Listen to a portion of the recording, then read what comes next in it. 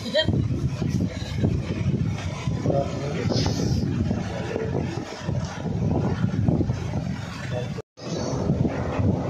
জানি চিকিৎসা চালাইতে বাবা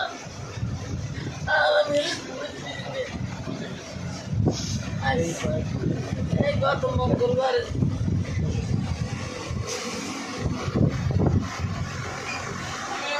অসুস্থ ডায়াবেটিস হাই প্রেশার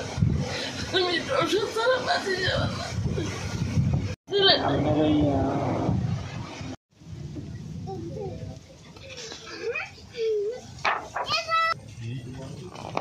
এই বিষয়ে আর কথা কইতে পারে না কষ্ট আসে এখন